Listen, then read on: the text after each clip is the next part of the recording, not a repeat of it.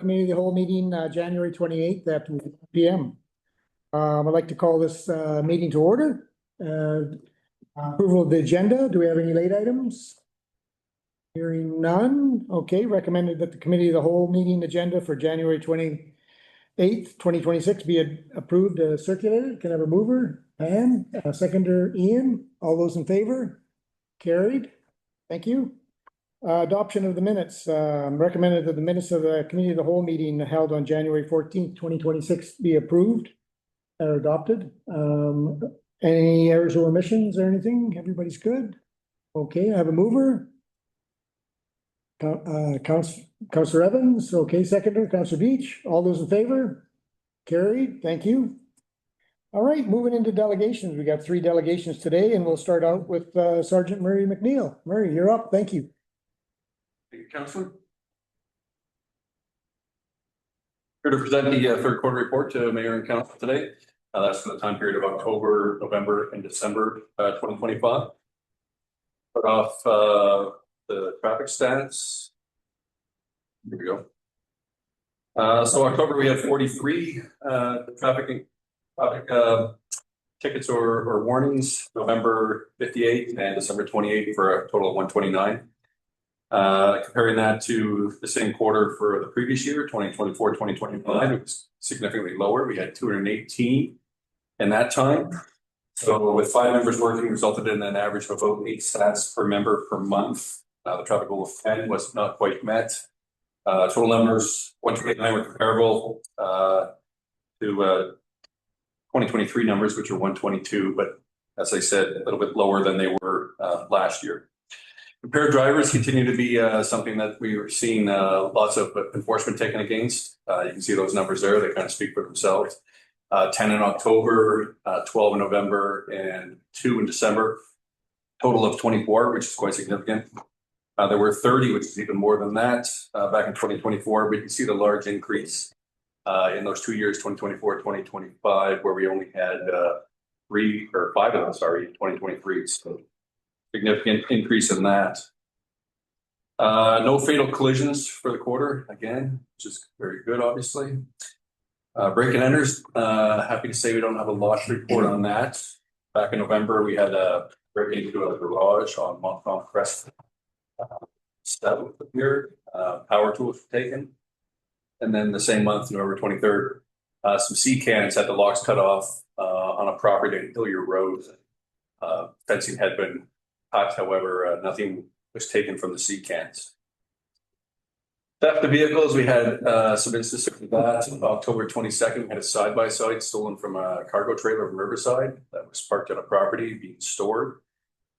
It looks like somebody likely knew that was there and helped themselves to that. That has not been recovered.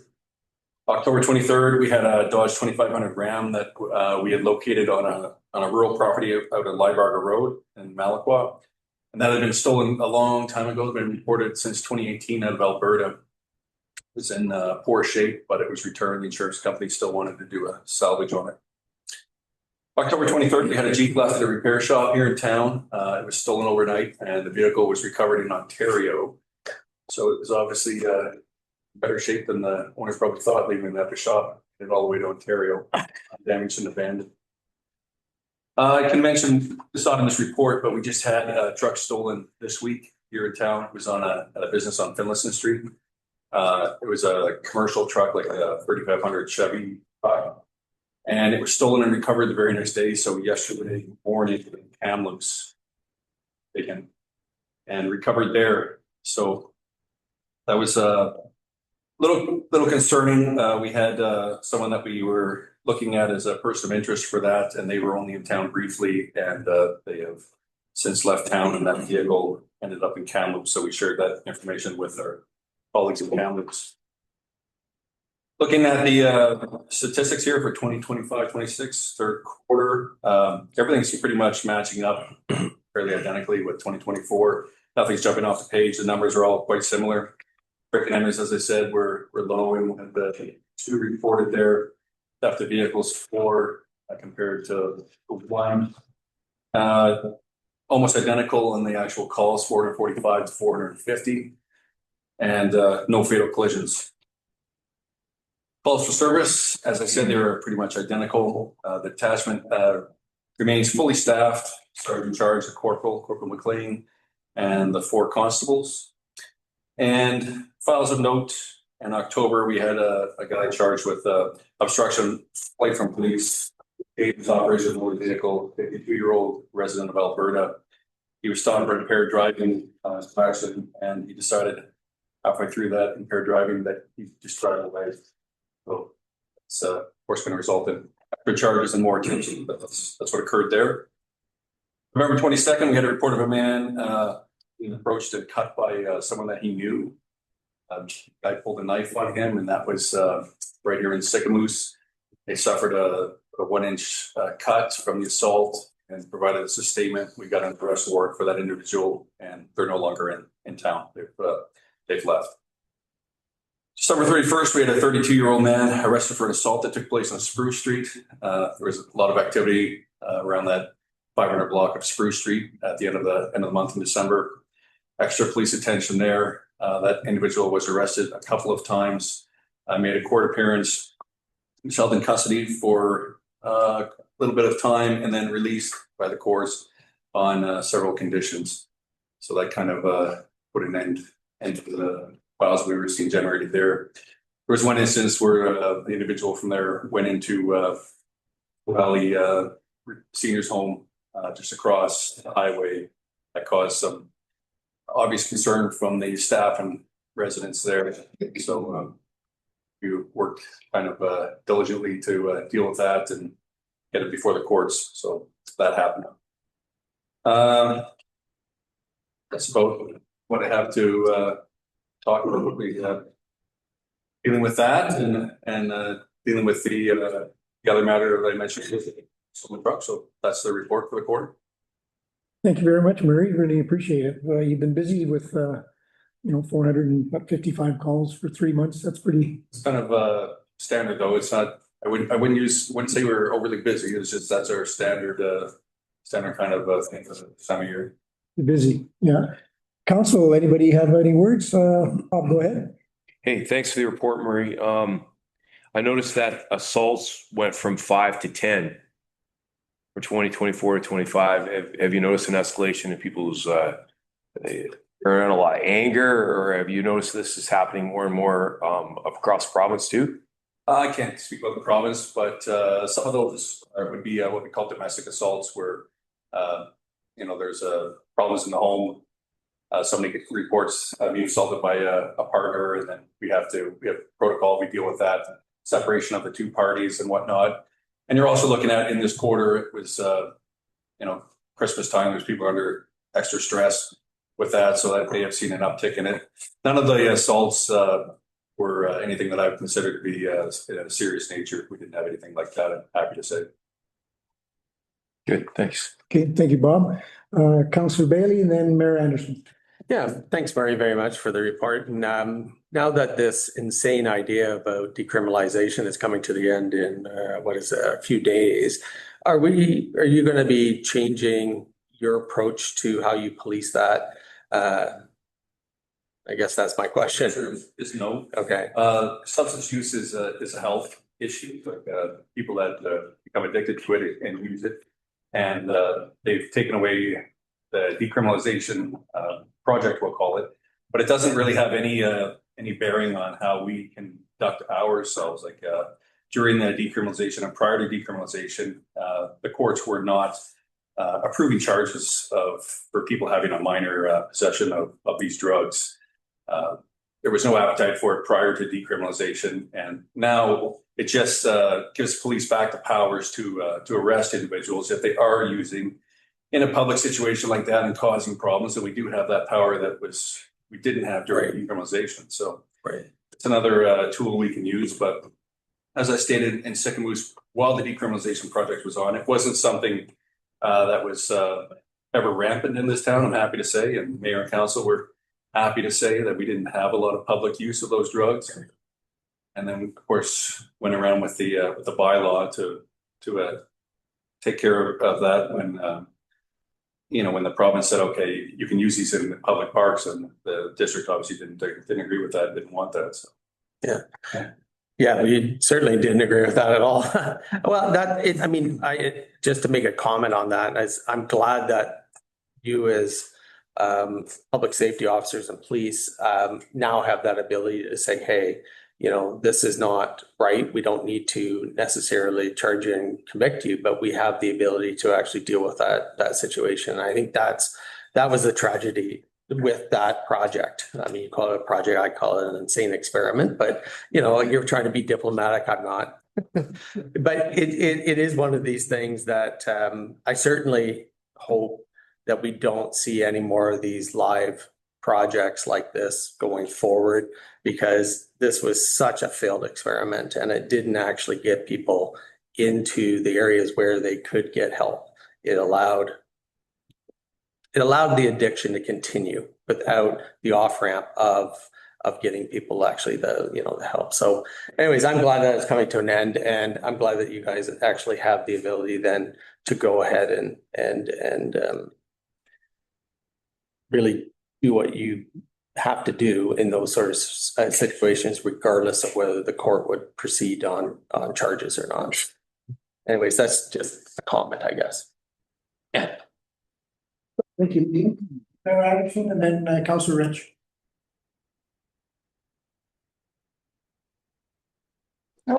Thanks, Murray. Quick question. Thank you for everything you do first. But when I'm looking at the driving stuff, like lots of excessive speeding, lots of accidents, fortunately no fatalities. Is that just kind of with the weather? Like obviously people are driving super fast. That's a huge jump. But are the jump in the collisions, is that just because we were kind of getting icy and then, just the black ice stuff with the funny temperature? Or is it the excessive speeding, or you don't really know? I wouldn't say it was the excessive speeding. Those excessive speeding tickets predominantly are written in the 4-lane section of Malacqua. A couple of them are written in the 60 zone. In the evenings, some of the members were getting higher speeds coming through Passenger Road and even into the construction zone. So we were getting a few vehicles impounded there as well. The collisions weren't high in injuries or anything like that. Just a lot of them fender benders, people going off road type of thing. So it happens, like they go up, they go down, but nothing really significant.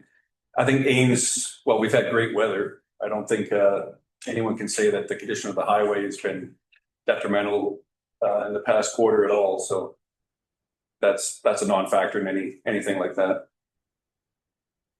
Okay, good. That's good, Siobhan. Okay, Mayor Anderson. Oh, she's on mute. There we go. It's a bit of a process. Hi, Murray. Thank you. Happy New Year. Did I read somewhere in here, did you just mention that you're all staffed up this year? Yes. We have one member that's on paternity leave and he'll be transferring out in the spring. And but he's still considered fully staffed even when we have a member on paternity leave.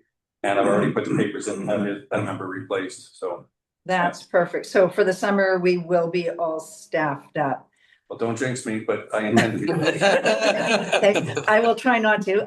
My next question is, will that lead to a bigger presence on the lake? I hope so. If I have staff in place and then I'll be able to operate the boat more, yes, that would definitely be a goal. That is perfect. That's what we like to hear. Thank you. And thanks to the team for all you guys do. All right. Thank you. Thank you, Colleen. Anybody else? Okay, in closing, Maria, just a question on speed limit. The Trans-Canada Highway in town is 60.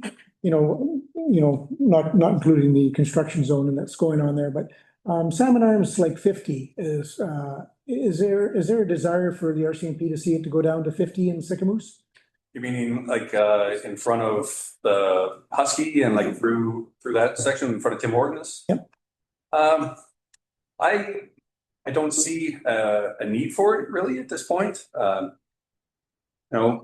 Traffic seems to flow at a good rate there. In the summertime, there's so much volume of traffic that it doesn't actually flow at 60 kilometers an hour through there anyway. It's slowed.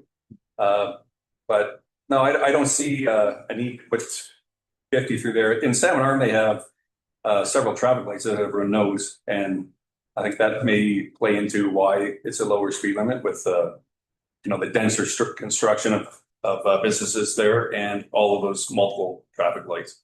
Okay, yeah, thank you. I just wondered. Yeah. Okay, well, thank you very much, Mary. I think everybody's spoken that wants to speak, and I really appreciate all their service and for all your staff and your members, and we really appreciate what you do. Thank you. See you next quarter. All right. Okay, thank you very much. Okay. All right, up next, the next delegation is the Sycamoose Narrows Environmental Enhancement Society. We have Todd Kylo speaking on behalf of the society.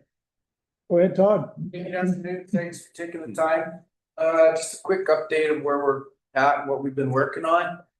So we did finish the Western Water study. That was all gathering all the studies, putting them together and seeing what we have. From there, we moved on to a shoreline disposition mitigation strategy, which we've worked on now. We completed that. I've sent a copy to review.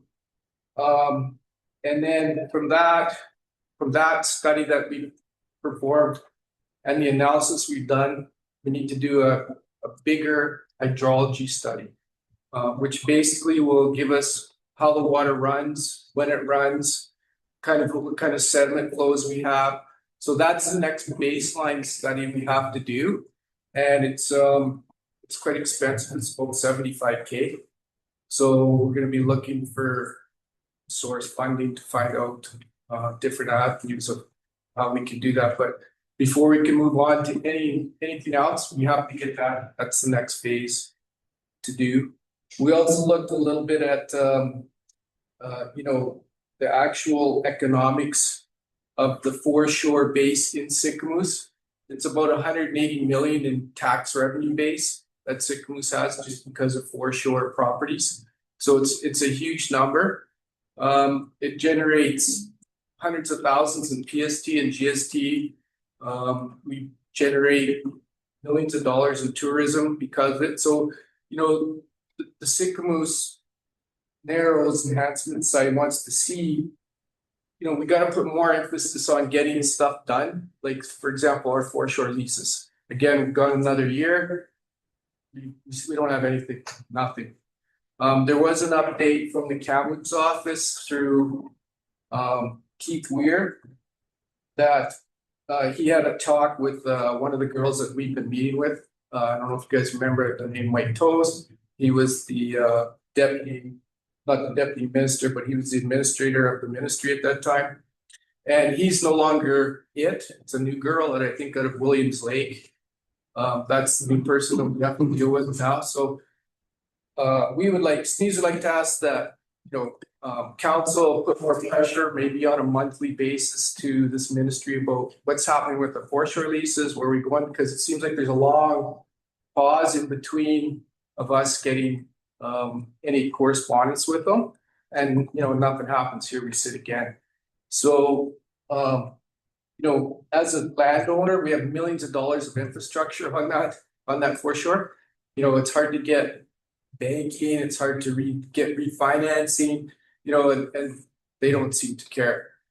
The other update was on the NOI, which doesn't really exist. This, I don't know, fake NOI, I guess.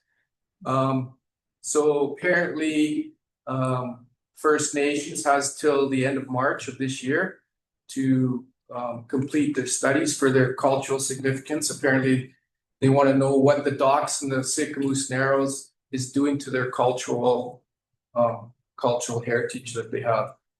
I'm not sure how those two relate when there's trillions of gallons of water gone through the Sycamoose Narrows. There's going to be nothing insignificant cultural left in Sycamoose Narrows to look at. And I think that's evident from the AIA that was done for the bridge. There was nothing really significant. In fact, that AIA factored all of the Sycamoose Narrows as a low heritage site area. So again, we're going to look for help with the district for funding for this next phase of studies that we have to do, and just look to make sure that we can keep on the ministry for and rather than once a year, we can do it once a month. Okay. Thank you very much, Todd. Council, anybody have any questions? Go ahead there, Ian. I was just wondering, you just referenced all the studies that they did for the bridge, right? And you have to do yet another study. I mean, they've done so much of this. I mean, there's been so much done actually on the channel with all of this. Why again? Like, is it just a ministry thing saying, hey, you gotta do this set of studies again for us? Nobody's really looked at the water flow, like when the water's flowing, how much is flowing, where the sediment's coming from, how it's getting there, where it's depositing. That hasn't really been looked at since, I don't know if it's ever been looked at actually. Okay. What the ministry's been doing on us as landowners is saying, you have to do a hydrology study in front of your 100-foot property. Right. Well, Yeah. you're not gonna get the significance of what that is, right? So there is some hydrology studies out there, but they're not a significant mass one that would look at the whole, basically coming from Shuswap River, all that sediment coming down, how it's hitting the Sicamous Narrows, where it's falling out, what are the water levels doing through the year, that kind of stuff. So it's a more detailed, a lot more detailed. And that will give the basis on how to move to the next steps. Yeah, and they just follow up.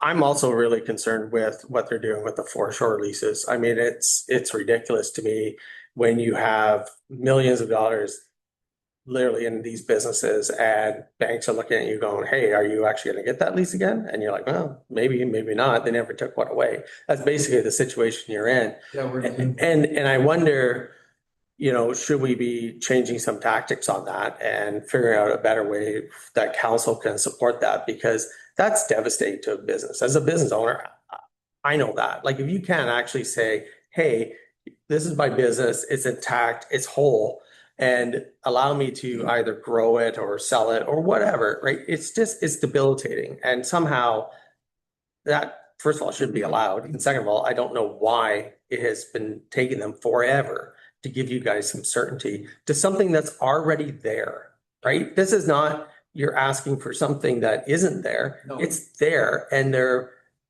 throwing uncertainty into businesses that shouldn't have that uncertainty. Yeah, they're not giving us any answer. They're saying that the ministry's too busy with housing, but housing's the lowest it's been since 2000. Correct. So, Yeah. what are they busy doing? And then they tell us, well, it has really nothing to do with First Nations. But okay, well, if it doesn't, then renew the lease, because Right. it's a 2-day period to renew a existing foreshore lease. It's not a whole bunch of work. So, and they haven't done any. Mhm. You've got guys sitting from 2011 that haven't had a new lease. Yeah, we need to. Okay, thank you, Ian. Mayor Anderson and then Malcolm.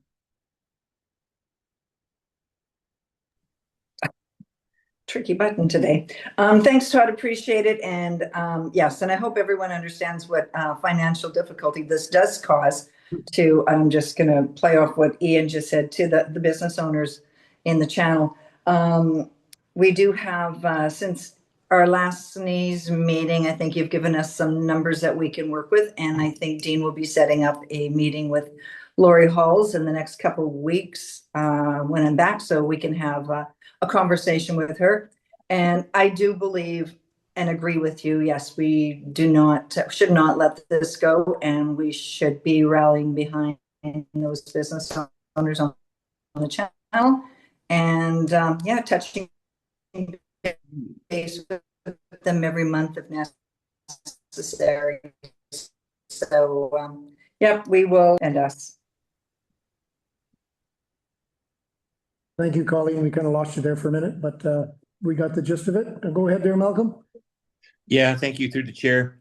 Todd, just wanted to thank you for all your work. It's very important to the community for what you're doing, and as a counselor, appreciate that, and I'm sure council does too. And I just want to say that moving forward, I support some sort of financial support towards your organization for the work you do. I appreciate that. Okay, thank you very much, Malcolm. Go ahead there, Pam. Yeah, through the chair. Yeah, Todd, I thank you for all your work on this. I just wondering what is it that council needs to do? Like, we've got, SILGA coming up, we've got resolutions. Is there some way, what is the way that council can really push to improve things with the ministry? Yeah, I think going to all those with a motion would be good too. Okay. Won't hurt, that's for sure. Yeah.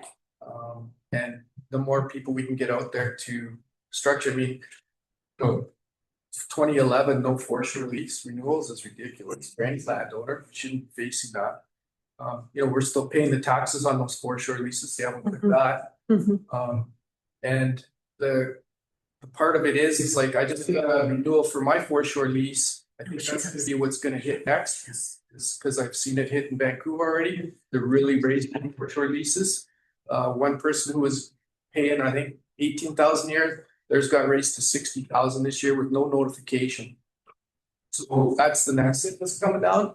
So it's something we can be on top of. And yeah, if any resolutions we can make at the SILGA or the UCM, that's all gonna help. Okay, thanks. Okay, good point, Pam. Thank you. Go ahead, Siobhan. Through the chair, thanks, Todd, for what you do, and volunteer position too. So you're putting in tons of hours for us, so appreciate it. Are there, and I know there's not a million lake communities like us, but are there other communities like Sicamous that are going through this? Like, is there a way to band together with other communities to make the province understand how crippling this is to our businesses? No, there's other communities going through the same thing as us. They're not getting renewals. Section 11s are taking years. It's just like that ministry doesn't want to do anything. So they're facing the same thing. The thing is, we have so much of it here. It seems like it's more for us because we've got a lot of foreshore where other towns and cities don't have quite as much. I think changing the OCP, which is coming up to structure so we don't have to go through the ministry on wrapper projects. That's going to be a huge thing. So hopefully we can get that done sooner than later. And that's going to be a start to start telling the ministry, hey, we're going to start controlling our own foreshore and repairing areas because we can't get anything done at your office. So that's a big thing that we need to work on, as our council needs to work on and get that done. Awesome. Thanks, Todd. Thank you very much, Siobhan. Yeah, Todd, I agree. You can't stop. That's the way you put the pressure on now. Pam's got a call. Anyway, so no, we do have to really focus on trying to put some pressure on. I mean, you guys are under a lot of strain, a lot of pressure with finances, with the banks, and then they're raising the rates, putting those rates up more than double. Yeah. Or triple. Is outrageous. So we do have a lot of work to do, and maybe we can start by putting it on the planning committee's next agenda. Yeah, we can start on that right away. Yep. Anybody else? Go ahead, Bob. Thanks, through the chair. I have just a question. Todd's idea of sending a monthly letter. I'm just curious if that's something that we could do. To just set a reminder every month that our office sends a letter and tries to apply pressure. And then, probably an email is just as effective as a paper letter, but I'm just asking the question, is that something that we should do from our end, as well as a motion at SILGA? Yeah, I agree, Bob. I think, when the mayor comes back, I know we're trying to get that meeting with Deputy Minister Lori Hall, I think. And once we have that meeting, we should be putting the pressure on with a letter right away. So I don't think I don't know if you need a resolution for that, Dean. No, there's already resolutions on this, and this went to EBCM and SILGA last year. So there is a resolution, so the province is aware. So a little bit of a strategizing around how to best get effective communication with the ministry. I'm not certain that a monthly letter would be the most effective way, but certainly meeting with Deputy Minister Hall and having that conversation, and hopefully we get that meeting sooner than later. That's going to be helpful. We do have a new area director, Michelle. So we'll be reaching out to her as well and begin those conversations. And that's kind of more effective, more targeting. We're just sending emails into the ministry. It'll go to some basement in Victoria and we'll get a nice little email back saying, thank you for your input. Greatly appreciate it. Talk to you next month. So we kind of want to be a little bit more strategic and targeted. Actually have an individual who works in this area, has some ability to actually do something and have those communications with them. We do have the OCP coming through, and as Todd has mentioned, it's going to open up some opportunity for conversations with the ministry. So we're going to be working with them in one area, which offers the opportunity to talk about the other areas. Thank you, Dean. Go ahead there, Ian. Well, yeah, I like the idea of being strategic about it, and I just sit here and I almost feel like sending them a one sentence letter every month saying why. Explain to me why since 2011 you haven't done any of these foreshores. Thank you. Sincerely, Mayor and Council, because that's a question that they seemingly can't answer. And we don't have any clarity on it unless you guys as owners do, but we've certainly never gotten that. And I mean, it would seem to be a very simple question to be able to answer.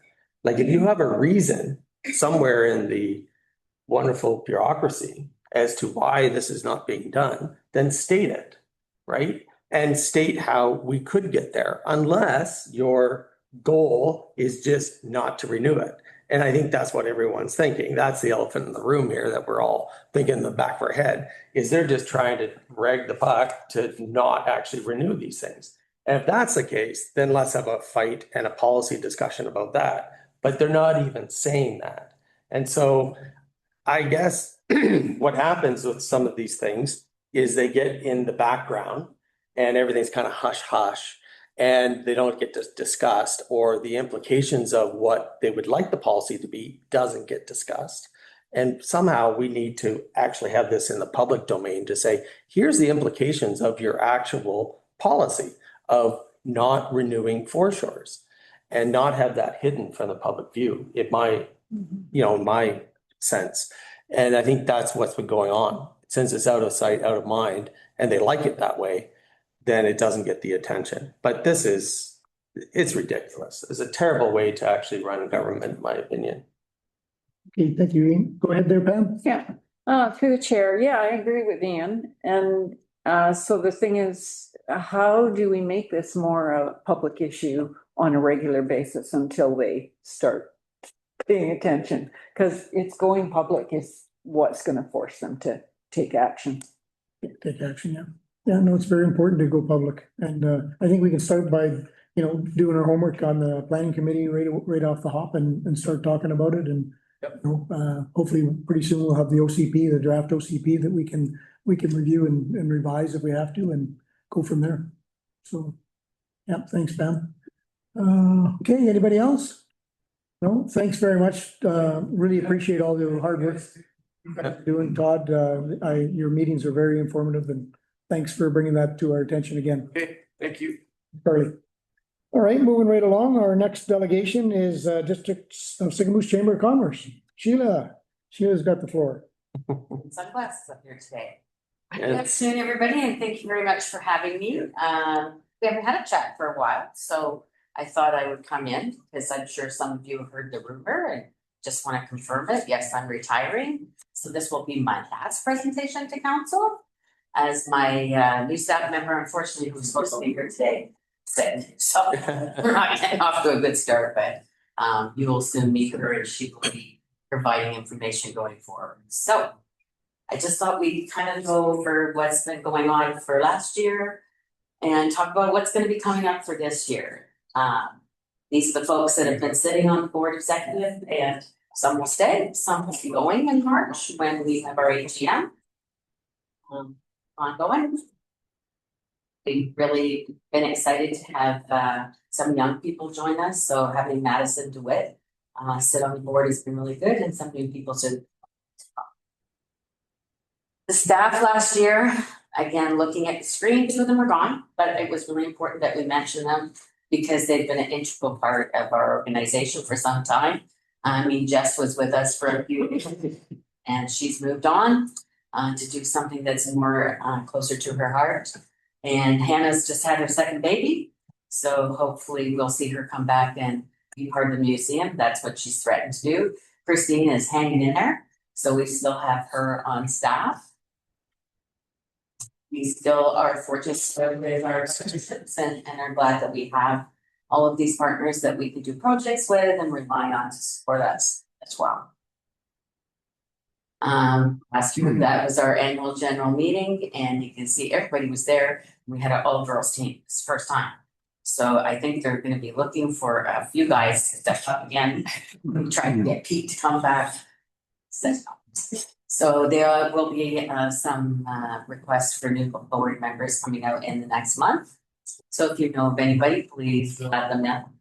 Some of the things that we were involved in last year, we did hold forums for the federal election. We did provide some governance training for nonprofits that we were able to offer at a very reduced rate. We can continue to support, you know, our partner here, Carly. We sit on the TAP committee. We do business walks with EdDev.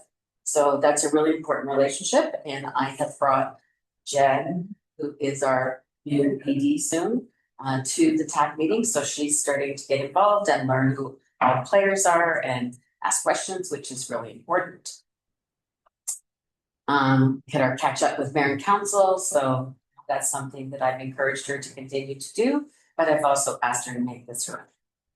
So if you have any suggestions for her, she'd be very excited to hear about that. We've done a few biz after biz last year. It was really neat to do this cool, funky new business on Town Road. Everybody enjoyed it. There you can see Alex. I'm sure I'm gonna get in trouble over that one picture, but it's not here today, so we'll just move on. So we were fortunate to have a couple of events at SASQ. It was really nice to be able to feature their new space. It's very different when you go in there. I think people are starting to adjust that new trend in how business operates in an open environment. We had our Business Excellence Awards. I see one of those recipients here in the audience today. As always, that's always probably the highlight for us.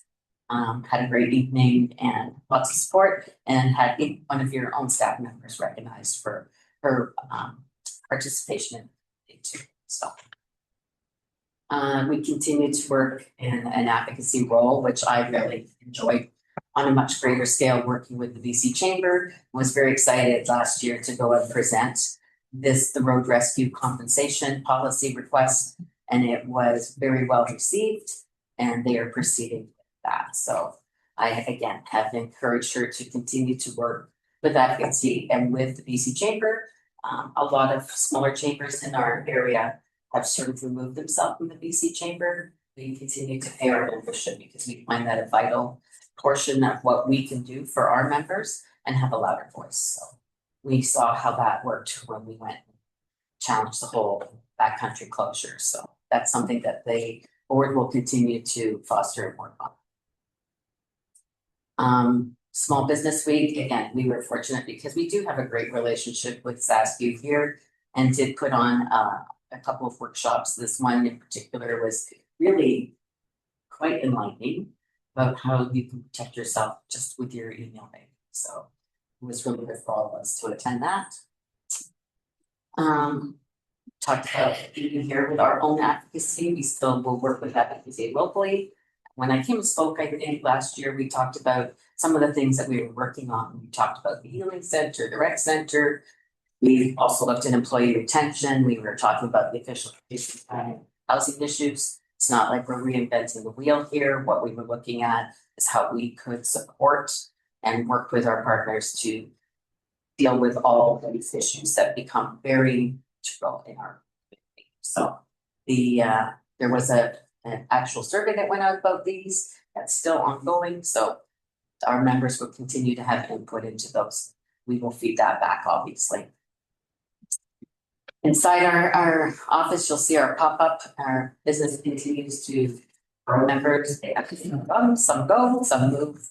Roughly about 130. We have 5 new members that just came on board.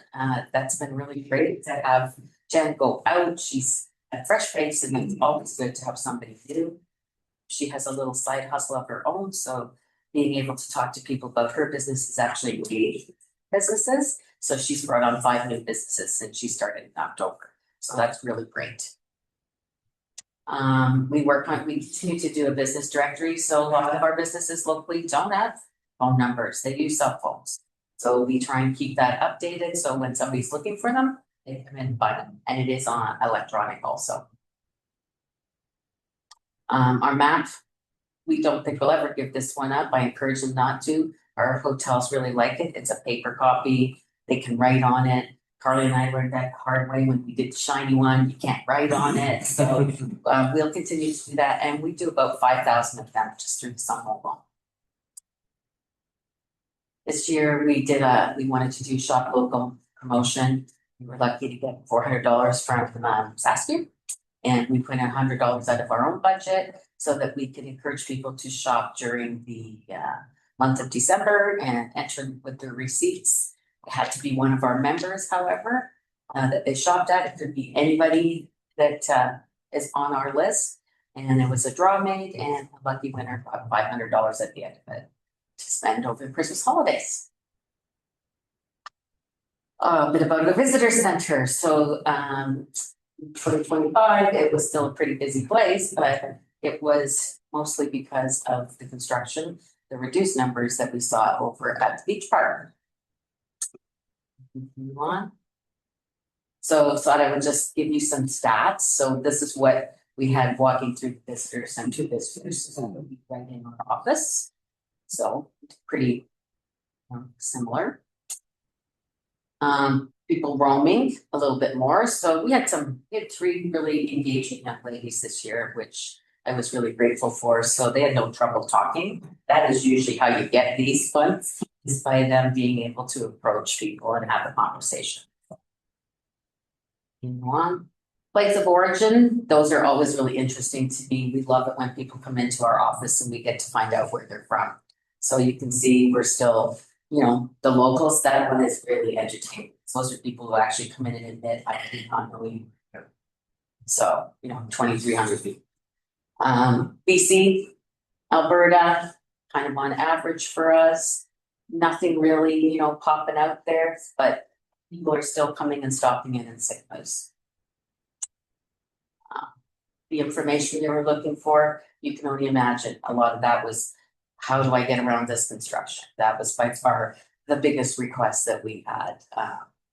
People frustrated they couldn't get to the beach park until, we were able to promote the fair. So, and music in the park being moved as well. That made a big difference to the people that we spoke to. These are the 3 young ladies here. So Della is Deputy's daughter, and Della worked for me as a student 4 years ago, and just happened to walk into the office just after Jessica McCabe left. So I was fortunate to ask her if she could stay for the summer. She had so much experience with this, so she was able to bring these 2 young ladies on. So one of them I recognize is Siobhan's daughter, and the other young lady is a student in Kelowna. Her family lives here, however, so she was home for the summer. I was excited to work there. So, obviously, the new project going forward is to give more support this summer to the So we've written our application now to the federal government for our Canada's summer grant, hoping to get it. Talked with Carly and suggested that this year that we have a presence either on or down where that ferry leaves, so that we can provide information to people going on it. Also get stats. So that's something that we're talking about a little bit more so that we can develop that. And so it'll be useful information as well. We do have a tent. I don't know if that would be sustainable, if we get a bad day. So we're really, that's our next project. Let's have a bit more of a discussion about that and how it's going to play out. And I'm hoping by having this piece in that grant application, it might make a difference to us getting that funding for students this summer. We continue to have our ambassador training, and this was something we talked about the other day. Was encouraging some of our businesses to really check us up on this. We used to do for households. We used to price tag attached to that where lunch is fed. Doesn't happen so much anymore. Everybody seems to be really busy, but we have offered that we would actually go down and have this quick little meeting with new staff so that they are able to provide information to people, whether they're pumping gas or giving them their boat or whatever it might be. Simple things like, where can I, buy ice? Where do I walk my dog versus Sandy Dawn? So we've got a little 1-pager that's got QR codes that's really easy to adapt, especially for somebody who is new here and not familiar, so that they can sound knowledgeable. Music in the park. So again, we want to thank everybody that's involved in this, including the District of Sicklus, all of our sponsors last year. We really did make that shift to Finlayson Park. I don't think we'll ever see it go back to Beach Park. It just seems to make more sense over at Finlayson Park. Everybody can just walk there. There's not a big parking issue. There is a parking lot. There's lots of places for kids to run. We removed the kindergarten, which was, a big hassle for us anyways, and wasn't a moneymaker. So that would be what the board at this point in time is considering, is to keep it running the same way. Those were some of the bands that we had last year, so we will continue to seek outside engagement. We did get a visitor experience enhancement grant. I told you about that last year, but it dragged into this year before it was really finalized. And thanks to Daryl, all of our and his department, all of our signs got put up. So this was a heritage grant. It is a walking tour, and it's got an audio component to it. So if you go around town and you click on that QR code, it'll bring you to a website, and you will see pictures of the site that you're standing in front of, and there before and current pictures, and then a little dialogue. You'll hear my voice, unfortunately, and Hannah's and Henley's. So you guys actually did all the audio. It's a really cool project. It had lots of people involved in it. So it was great to have it done. And if you have not noticed them around town, I'm sure you will look for them now. We did have an existing heritage project, the black signs that we did years ago, which we're hoping to pull out and repurpose, because some of them are at the same sites. So Daryl and I have talked about that a while ago, but we really haven't come circle back. So that's something that I'll want to finish before I go. Then we had talked about actually putting them up the walkway down 97 Highway and having them tell the stories of families in Sicklus. So there's some significant families. They're sort of low, they're out of the way, they're metal, they would be secure. And I think we still have 7 of them. Maybe 6. Yeah. So it'll be something that we'll talk about maybe in the next couple of months or so. Those were all the partners. That was the day that we launched it. So, we had First Nations involved with this. We were working closely with the museum and the Heritage Society. It was a really good project because there was a lot of engagement, and it did come out of the Heritage Registry at the district office. So that's what it was sort of built around. So you will see some signs that are a little bit different on buildings in town as well that acknowledge that they are heritage. And that's what the map looks like. So it does have a paper map because people still like that, and they are available. With that project, there were a couple other things that we incorporated into it, because it was all about heritage and culture. So we did some drumming circles, we did storytelling, and dreamcatcher workshops. We did a high tea the year before that. So, and it was meant to engage local people as well as visitors. So, all free. This by far is my favorite project that we're just wrapping up now. Is the First Impressions project. So we wrote a grant at CBC for this project and encouraged our partners in the region to work with us. We had 6 other communities come on board. And I think I explained this to you before, but very quickly, it's like a secret shopper program. We went and visited other communities. We had a sort of a script of who we were that day, whether we were a business owner, a retiree, or somebody just looking to move. There were specific things we were looking for around being there, just observations, and then completed it all and fed it back to each community anonymously. We had one done for our community. I still don't know who it was that came here. Doesn't really matter. They loved it here. Many of them have not come to Sicklus before and are looking forward to coming back at a later date. So that's what's really important. Each of those communities was given a comprehensive, just go down the slide. Each of them was given a comprehensive report.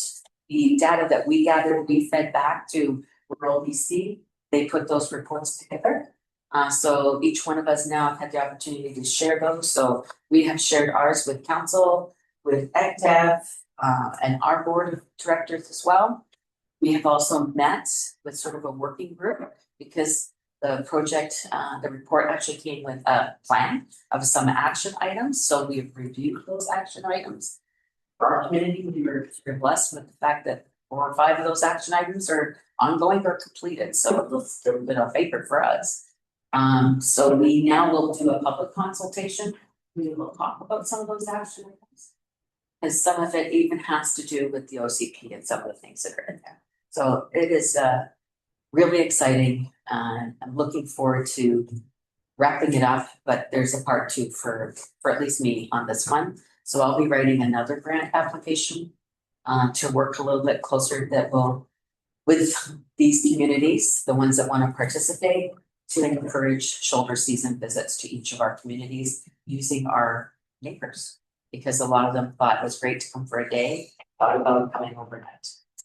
One of the exciting things that came out of that we shared with the TAC meeting and with our group was the fact that we have got a captive audience here in the summer and that we need to tell them all about our winter.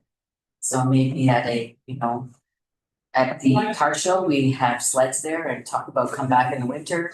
And that we do the same thing in the summer when we're doing boats, that we talk about come here and look at what we do in the winter time. So we're pretty excited about doing something like that. And we will continue to work with Carly and her group to put something together so that we can really make an impact on that shoulder season. Yes, that's pretty much it. So this is the part where I was going to introduce you to the ladies. Name is Jen Turchman. She comes to us from Langley, actually, where she worked at the chamber there. She was an administrator there for a few years. She comes from a small community in Manitoba, so she's used to small communities. It's a relationship here. That's what brought her to our community. So she is really engaging with people here and really loves the community. I would rather she speak to what she's going to do, so we'll end here for me today. But she is excited about the future of the chamber. I'm excited for her. I really have encouraged her to make this her own. I just want to know that I leave it in good hands. That's it. Well. Yeah. Thank you, Sheila. Really appreciate all you've done for the chamber. I'll speak at the end, but council, anybody first? Go ahead, Ian. Yeah, I'll take it off, and happy retirement. I think the community is definitely going to miss you in this role. You've been you've been a linchpin, so many different projects across the entire community, and you've driven, I think, the Chamber of Commerce to new heights. Your replacement has big shoes. You've done a lot for this community, and I just want to acknowledge the amount of work that you put in, the time, the passion. I've always been a big supporter of the Chamber of Commerce. That's largely because of you. You started hassling me right when I first came to this town, and I'm glad that you did. And I think your contributions are going to be long lasting. And I think we're very fortunate in Sycamoose to have a development corporation that is working hard and a chamber that's working hard for economic development. And I think it's having a strong chamber is so critically important for a town's economic vitality. And you really have built this to a place that I think everybody in town can be extremely proud of. And once again, your report is great, but I just wanted to acknowledge you because what you've done for the town is long lasting and very much appreciated. So thanks very much, Sheila. Thank you, Ian. Pam, and then Siobhan. Through the chair. I can't say anything more than what Ian has said, except it's just you are leaving a legacy for the job that you do. So thank you. Really appreciated by everybody, I think. Yes. Thank you, Pam. Go ahead, Siobhan. Through the chair. Sheila, I just want, again, same thing. Thank you for everything. And I think the other thing you've really done for the chamber is you built bridges. So Chamber is no longer, you work with absolutely not just the businesses, but with the DOS and with ECDEV and all the different things. And we see that in what you brought. And I know we will be seeing you around in different roles, I hope. So no running away. Okay, thanks, Siobhan. Anybody else? Go ahead.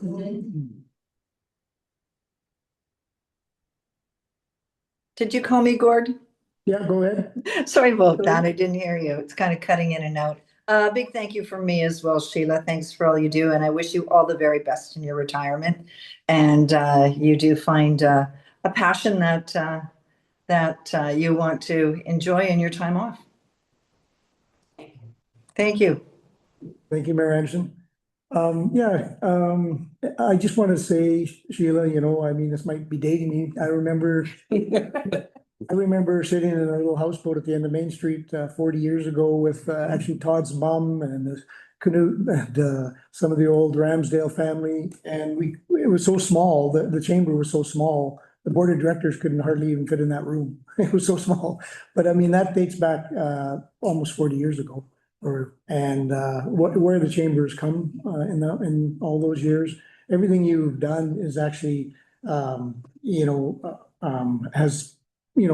results. You're always result driven, and everything you've done for the chamber has been really good for the community of Sicamous. And we can't thank you enough. Jen's got a lot of big shoes to fill.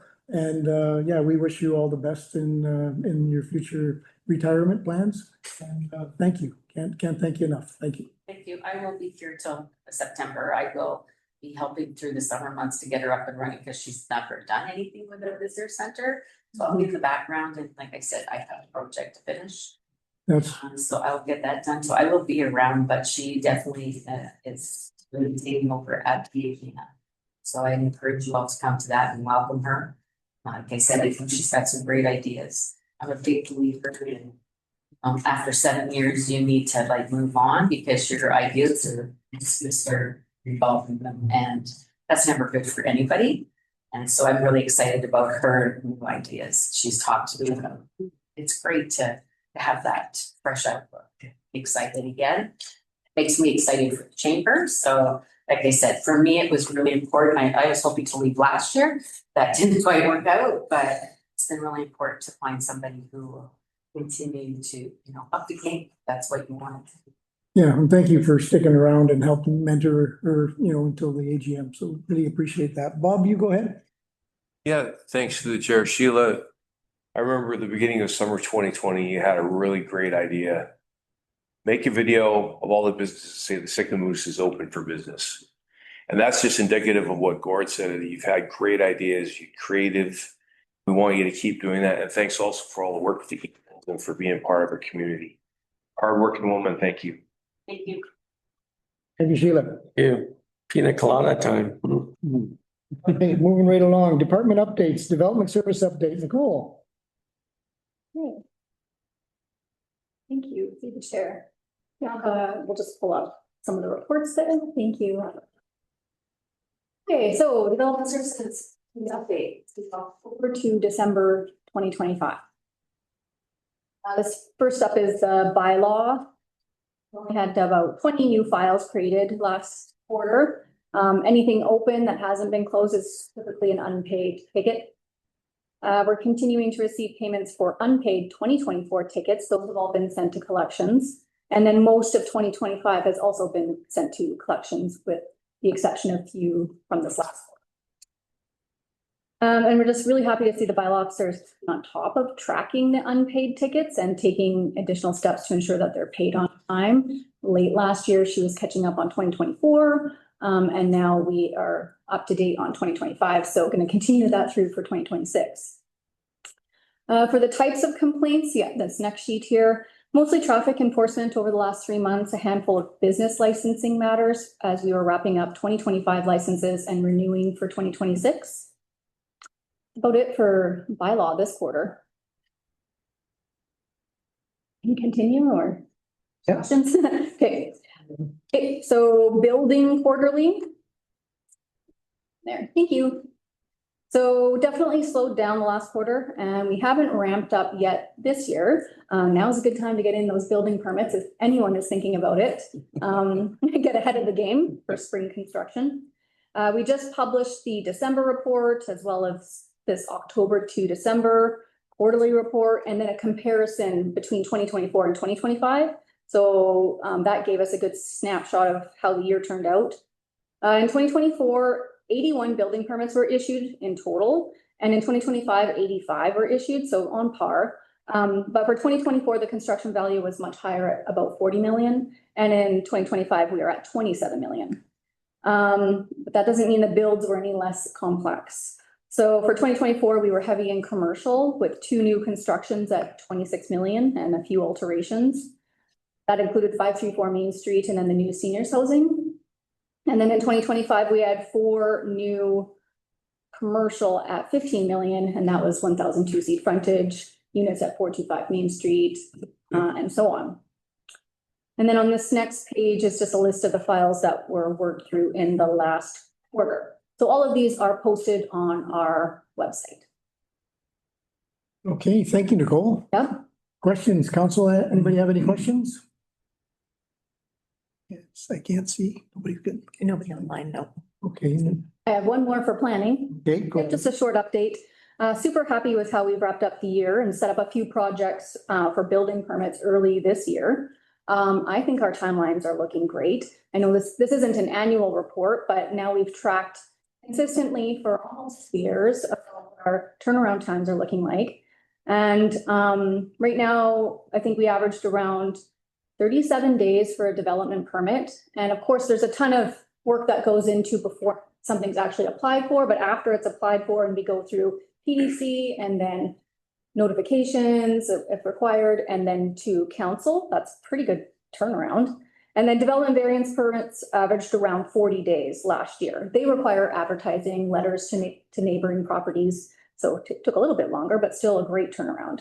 I would say just a big thanks to June. He works quite closely with a lot of the construction community in Sicamous, and just really appreciate his involvement and passion for the community. Anything else on here? Really just for numbers, last year, a handful of subdivisions, which of course sets us up for development permits and building permits. 14 development variance permits, which is quite a few, and we've highlighted that for our zoning bylaw review, which will come this year. That was about it for the planning update. Great, thanks, Nicole. Okay, anybody else? I'd just like to say, in regards to the planning and that we wanted to thank Deb Heap for being involved for so many years. And then we have Todd Kylo actually stepping up to be a new committee member on the Planning Development Committee. So yeah, we look forward to working with you, Nicole, and keep up the good work. Thank you. Thanks. All right. I lost my agenda.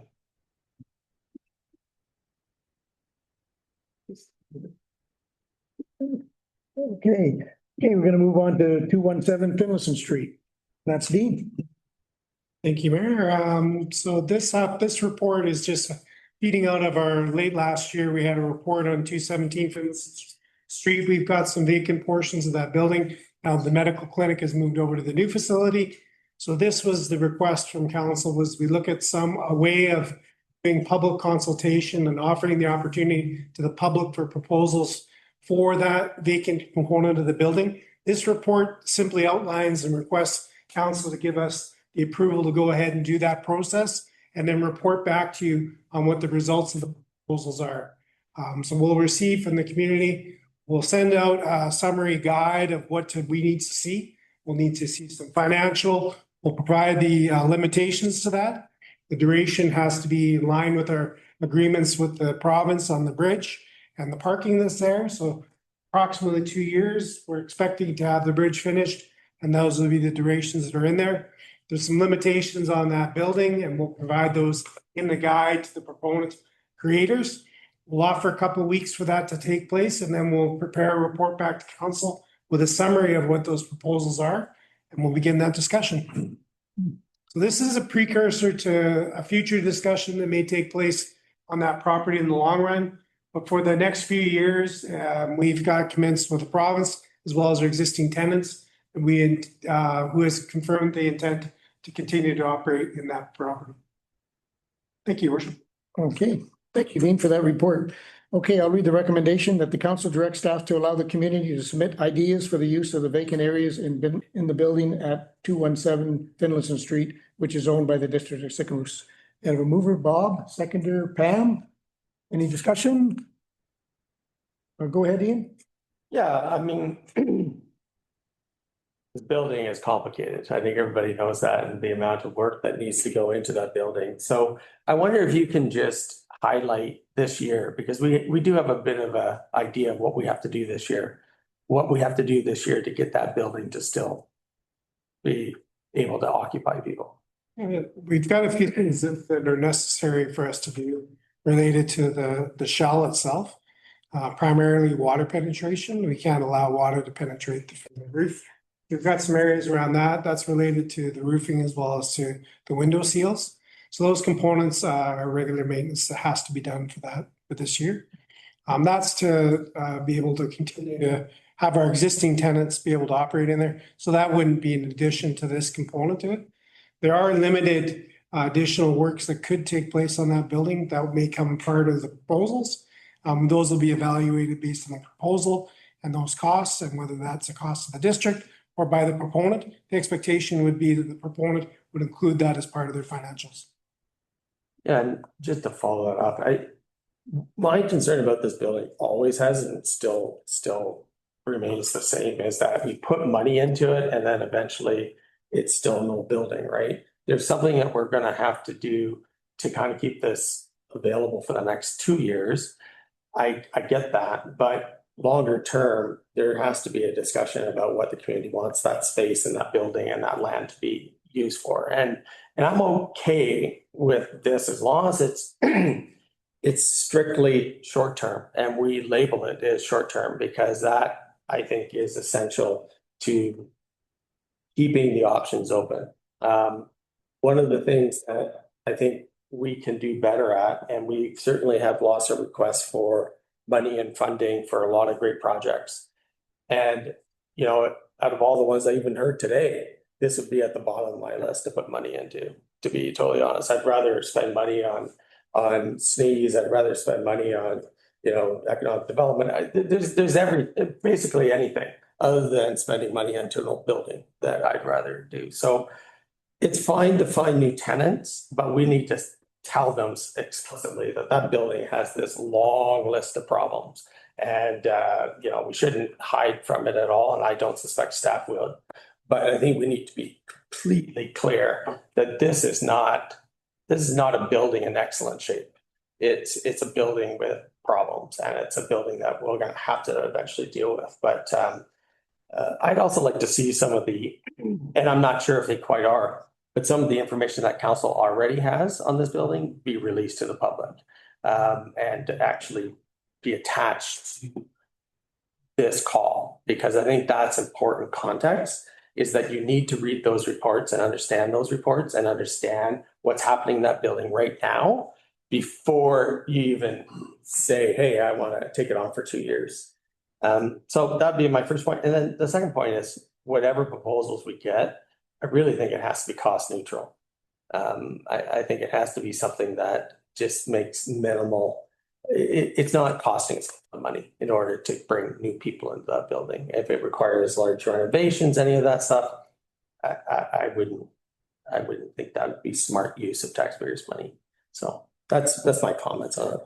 Okay, thank you, Ian. And I'll just make a correction here. I didn't read the whole resolution because there's another page here. So I'll start over. Recommended that the council direct staff to allow the community to submit ideas for the use of vacant areas of the building at 217 Finlayson Street, which is owned by the District of Sycamoose, and that council direct staff to compile the proposals and prepare a summary report for council's consideration. So I had Bob as a mover, Pam as a seconder. Any more discussion? Mayor Anderson? Yeah, thank you very much. We do have a commitment of 2 years for the tenants that are already in there. So That's already signed contracts.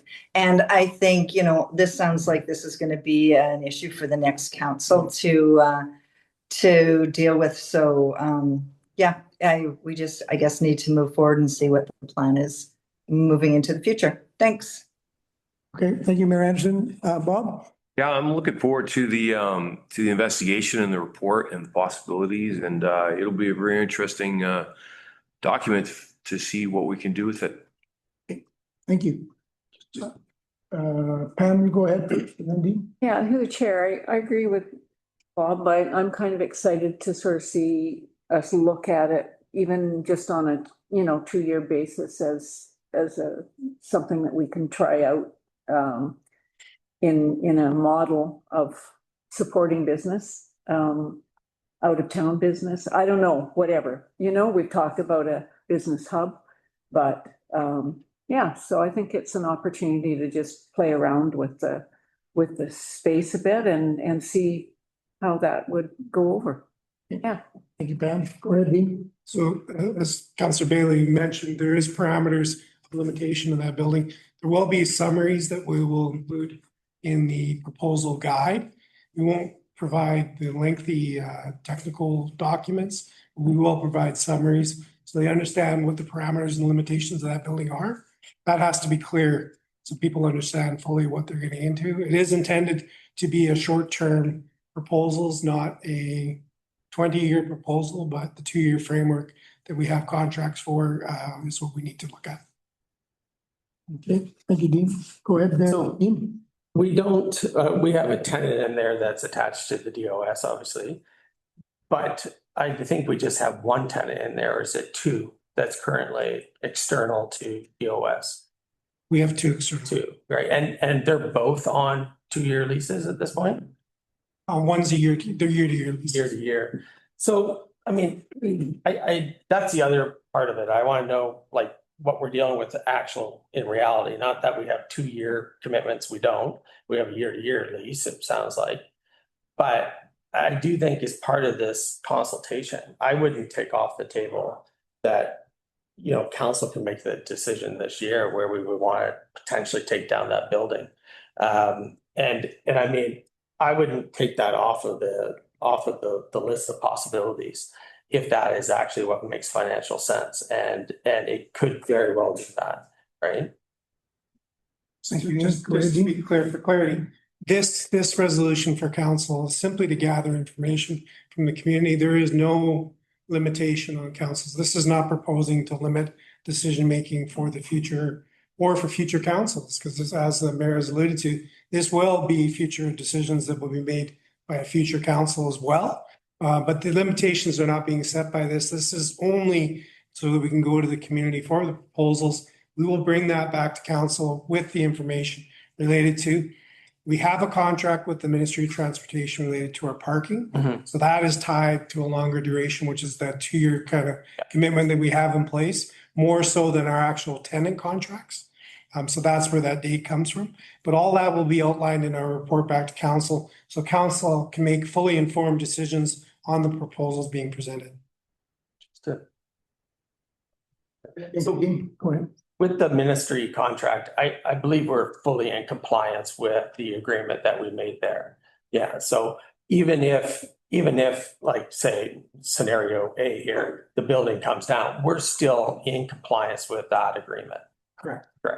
So I just think that as we go, and I assume as part of this process, you'll bring back some costing and all of that, right? Fixing the roof, and there's a whole bunch of things that'll be kind of as part of this. So I think that'll be helpful. That's why I support it. But I do think eyes wide open on this building. There's stuff that council knows that, we can't necessarily talk about completely fully about the building, but we do know, and the community should know, that there's significant issues with the building, and there's significant costs attached to it. So, if we get to the 2-year point, great. But I'm bound and determined to make sure whatever limited resources we have, we don't throw after a bad building that eventually will have to either have a huge sum of money sunk into it, or, it's just I don't want to throw good money after a bad building, that's basically what I'm saying. Thanks, Ian. Okay, everybody good? Nobody online. Oh. Nobody online. Oh, yeah. Okay, thank you. Okay, I'll call the question. All those in favor? Carried. Yeah, thank you. All right, moving on to mayor and councilors' reports. Let's start off with Siobhan, you go ahead. Sorry, through the chair.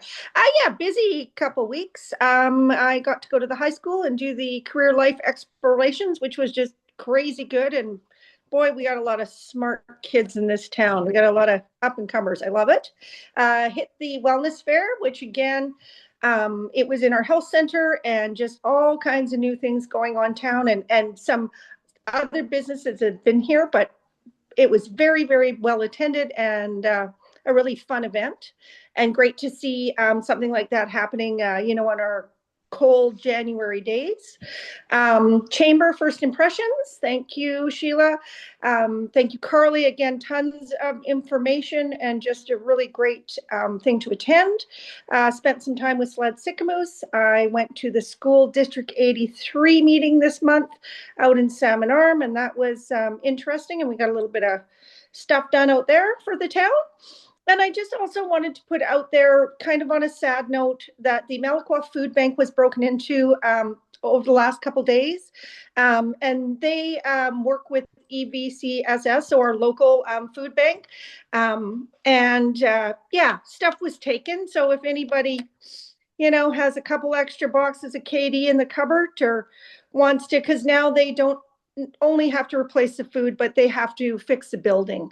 So disappointing, but they are very positive about going forward, but just wanted to put that out to the community too, that it does take a big toll. Okay, thank you, Siobhan. Mayor Anderson? Thanks, Gord. I had a CSRD board meeting last week, North Okanagan Hospitals meeting last week discussing finance for 2026.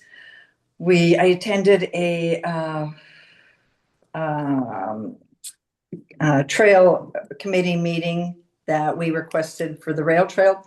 So we now have a rail trail committee with board members from Sicamous and other areas sitting on it. So it's totally separate from all of the other committees, so that we can throw around some of our ideas and some finance questions and things like that, so that we have a voice sort of at the table, and it'll fall into line with the GAC meeting or as needed. So we're able to schedule meetings, and we've got rail trail questions. So that's what I've had going on. And I get back on Saturday and go into meetings next week. So it's been busy. Thanks. Thank you, Mayor Anderson. Malcolm, you go ahead. Hi, thank you through the chair. Nothing new since our last meeting for myself to report on. Okay, thank you. Bob, you go ahead. With Siobhan, I got to go listen to the grade 10s talk about their future career possibilities at the high school. And then I was there another day for the grad interviews as they discussed their college plans.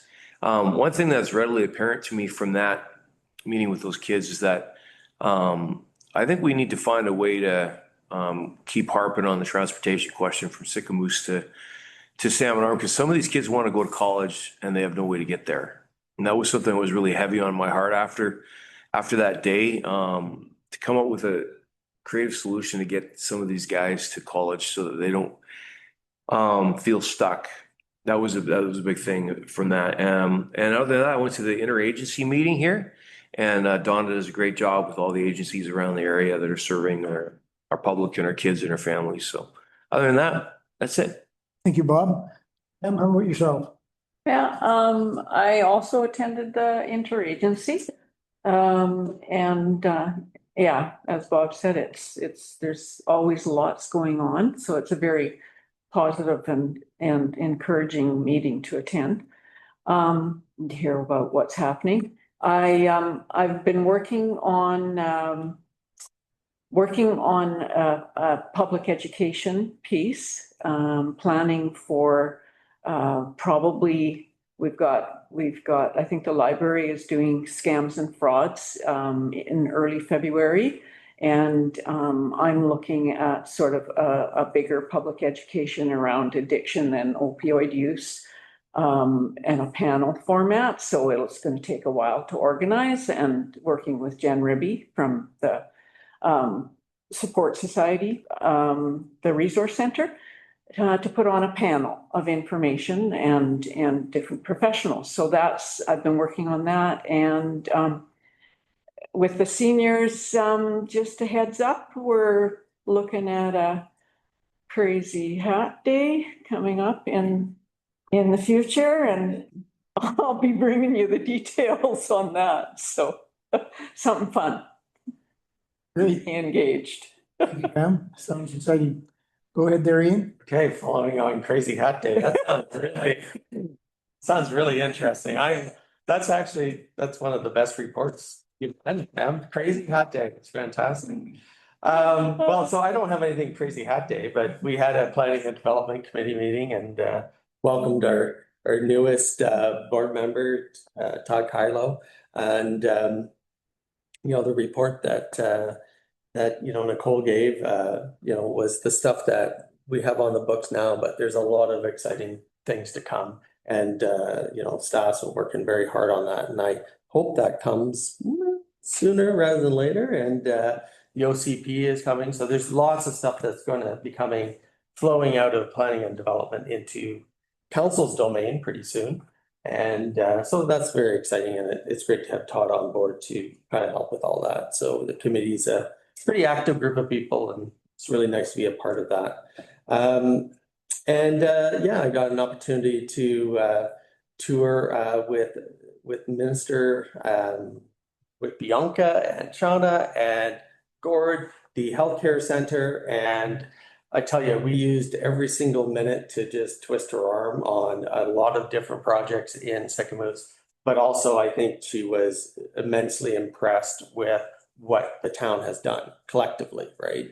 It's a team sport, and she could definitely see that with all the building on Main Street and all the other things that councils, present and past, have put effort into. Like, it was a really nice narrative to tell the story that it's a forward-looking community, but it's also a community that solves problems, not just dwells on them. Whether it was the daycare center or like rentals or the healthcare center, I think it was just a very nice meeting. I think she spent more time than what she allotted for us. And I think it was very complimentary, put it that way. So I certainly hope that out of that, that some more funding comes, because we certainly have a long list. And if the province gives us money, we'll make sure we use it well. So anyway, thanks. Yeah, thank you, Ian. Yeah, that was one of the reports I had as well. We met with the Minister of State, was Brittany Anderson, and she's in for rural development. So yeah, the staff put together, Shauna and Bianca and Dean, put together a really good comprehensive package for them, and we were asking for all kinds of money for different projects. And she really took note of Sycamoose. She'd been to, I think, 23 municipalities, and she had 20 more to go to. And we were number one on her list, right, Bianca? And she couldn't believe all the stuff that's going on here and what we've done. And, we went out after everything, and then wastewater treatment plant as well. So it was a good conversation. Also that same day on the Saturday, I attended the wellness fair. The wellness community put on a fair at the medical center, and it went really well. I couldn't believe everybody in there, and it was well organized by, I think it was Sarah Anderson, and she did a great job putting it together. And it was the first one that they've had there, and it was really good. I really enjoyed it. Also attended the first impression ACDEV meeting that Carly hosted at ACDEV for Sheila, and that was we got a lot of good ideas out of it, and we'll just keep building on that. Attended the school district meeting that evening with SLED Sycamoose. There was an issue where they pulled the dinner and auction from that they pulled it from the school that night. So they couldn't have their dinner and auction there. So we had to go lobby the board and get them to make a decision. they decided to honor the booking that was made two or 3 months ago. But that's something of concern where it's our largest facility in town, and any big events that we have that have any alcohol involved, they said no alcohol. So we had to go back and convince them to host that one. And I think Siobhan's got a program going so that we go back to the next board meeting and talk about rural communities that don't have big facilities, that you can get 200 or 250 plus in a facility to host whether it be a funeral or a wedding or a big event like the Snowmobile Club, because we outgrew that. We outgrew the Legion and the Rec Center 17 years ago. So, yeah, so that was really good. Planning Development Committee meeting went really well. Thanks again to Deb and for being on the board for that long and contributing so much. And then also welcoming Todd back on the board, or back to the board. And we're looking forward to that. And then other than that, I met Dean and Bianca yesterday. Mayor Anderson's been away on holidays, but there is a CSRD budget, the first budget meeting or budget meeting tomorrow. So I'm going to chair, or not chair that one. I'll attend that one. They're looking at a 3.16% increase. So it's the start of the budget season. So I'll fill in, and then Colleen we can regroup when she gets home and talk about the rest of it. And on a sad note, closing, I just wanted to say our thoughts are with the Hyde family. We lost Alan Hyde last week. Just, it's a long-standing pillar in the community like Alan Hyde, and our thoughts go out to the family, and just wanted to bring that up. So yeah, other than that, that's about it. We have any public input? Anybody in the gallery that has anything they want to talk about? Oh, all good. Anybody online? Pretty quiet today. Thanks everybody for coming. Really wanted to thank you all, and we'll go for an adjournment. Recommend that the committee of the whole meeting, January 28th, 2026, be adjourned at 2:27. 2:27. I have a mover, Ian, seconder, Bob. All those in favor? Carried. Very much, everybody.